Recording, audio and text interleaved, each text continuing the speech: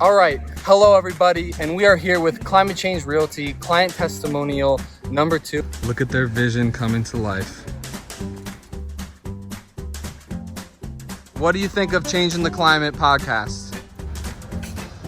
My favorite. We got our beautiful plant garden here. I'm here with my best friend, Jill Park, and we're gonna talk about, how did you first hear about Climate Change Realty? Well, Ethan knocked on my parents' door in Boulder, and my dad showed me a letter, and he was like, this guy knocked on our door and he donates his profits to climate change. I was like, that's weird. It is weird. And then my parents used him as a realtor for a bit, but then I had to go a different direction. And I was like, Ethan, I'm gonna be your first sale. Let's go. And yeah, it's been super fun ever since we became friends. Yeah, and here we are at her first house. We successfully closed like 2 weeks ago, and now we're out here building the garden, as you guys would have seen from the testimonial last week. Izzy and her teamed up to buy a house, but I originally just started working with Jill to buy a house, and then they ended up combining incomes together to eventually get a house in this crazy market. So what made you decide to buy a home in the first place? So me and Ethan went on a hike to Rocky Mountain National Park. Oh, wow. And we were just talking about like money and just different things, and I was like, oh, Ethan, I have enough money to pay off all my student loans.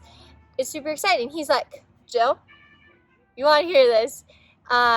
Student loans are pretty low interest rate. He's like, if you could get a higher return on your investment, why not do that? And I was like, I just thought buying a home is what, I don't know, old people do once they're married and everything.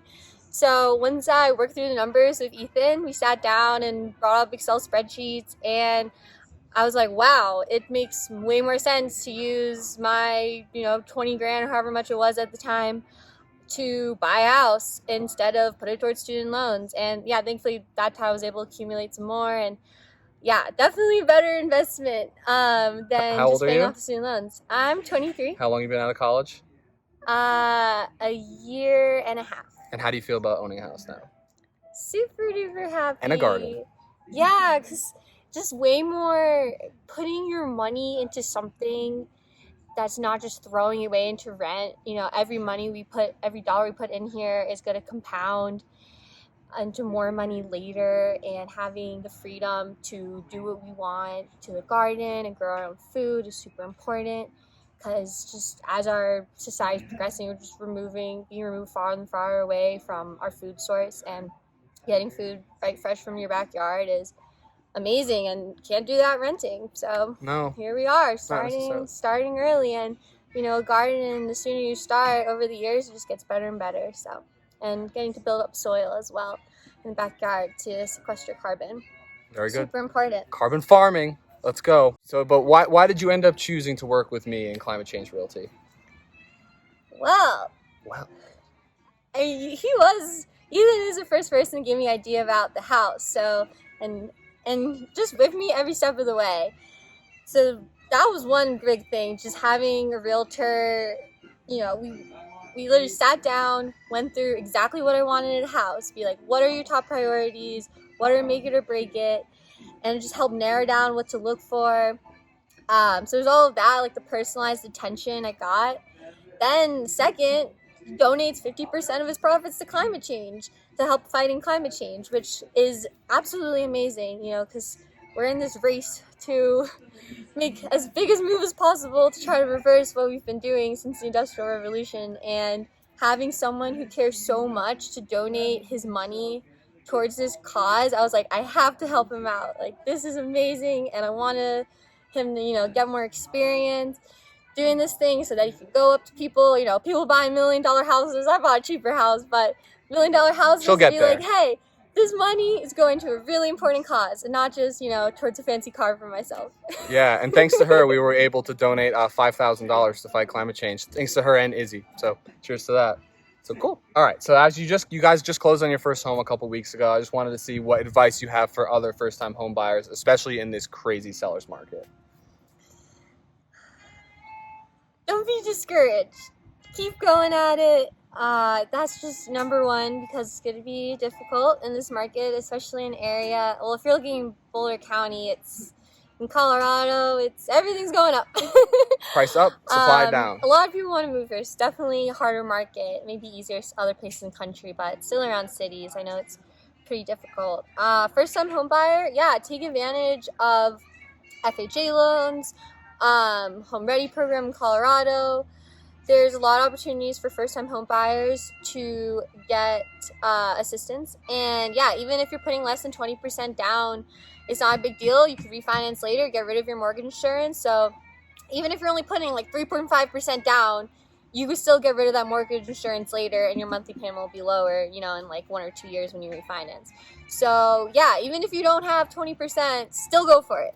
Definitely. And yeah, also leave some extra money though for maintenance, because you never know what'll come up with the house. Even if you've been out of college, like even a year, you could still go for it, because your college education counts as job experience, which I didn't know. So I got pre-qualified only a year out of school, which I was like, wow, this is insane. I thought I would have to wait, at least like 5 years or something towards I would be eligible to get a house. So definitely start early. And even if you don't get something, just keep trying, maybe try for a condo if you can't get a house. Mm-hmm. Yeah, definitely. I think it's really good to just get on the property ladder in general, because you really want to think about it. The people who have all the leverage right now in this market are the sellers. And once you cross that chasm into home ownership, you then become one of the sellers, So you're fighting in this really competitive market with lots of people trying to get that. And then all of a sudden, when you own it, you switch places, and then you're the people who own it. So I just think it's really great for anyone to get into real estate, and we can talk about all sorts of other stuff on a different video. But thank you, Jill. Appreciate it. All right, Jill, last question. What are your future plans when it comes to real estate?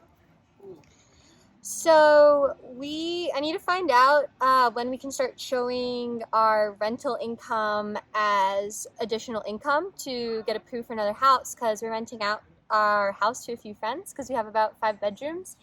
And yeah, it's amazing because that income we get from our friends, even though with our loan, this had to be our primary residence, because if you're buying a house as a primary residence, you can put down 20%, but if it's going to be investment property, which really means like if it's not going to be your primary residence, you have to put down 25%, which kind of limits more people more.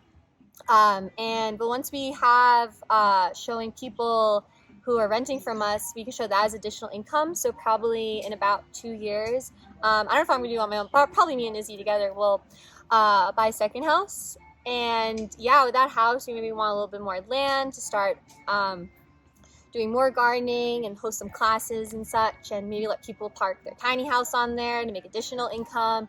Yeah, and just figure out, just having more land kind of gives you a lot of different ways to just create additional income, maybe like raising chickens or pigs, or, just, selling them for meat, and just getting, just more flexibility. But yeah, definitely buying a second property in 2 years, as soon as we can. We're going to talk to our mortgage lender soon. And then from there, we don't know exactly how many properties to buy, but our future goal is to, for all the properties, let them be gardens, and tell the renters, hey, we really want you to garden, and the food you produce, figure out ways to sell it and make more money for yourself, and have the freedom to grow your own food is really important. So we're big on wanting to be landlords, to let people feel empowered to grow their own food and have more flexibility. The most irrigated crop in the US, crazy, is lawns, which are literally used for absolutely nothing. And it's crazy because even if you could have someone else come in and set up a garden for you, and all that water could be used towards providing nutritious, delicious food for yourself. And that's just a vision that we have, that we're super excited to start at our own place and hopefully expand it to many more houses. You got it. Well, Jill, thank you so much for doing the testimonial. It's been a pleasure working with you. And in case you guys forgot, Jill's my best friend. That's funny because when Ethan first started with my parents, we weren't really friends at that time, and he was like, I was talking about his podcast, and I was like, oh, I love podcasts. And so I started listening to it, and he brings on the coolest people, and just a whole range of people who are so passionate about the environment, but doing little parts, he brings on people about regenerative agriculture, he brings on people with small businesses working towards sustainability, he brings on politicians, I've just learned so much. I listen to it every Thursday. Totally recommend Changing the Climate. You can find it on, I think, any video platform, any podcast platform. And yeah, just since the start of it, I've learned so much. I can't even explain. I'm his #1 fan.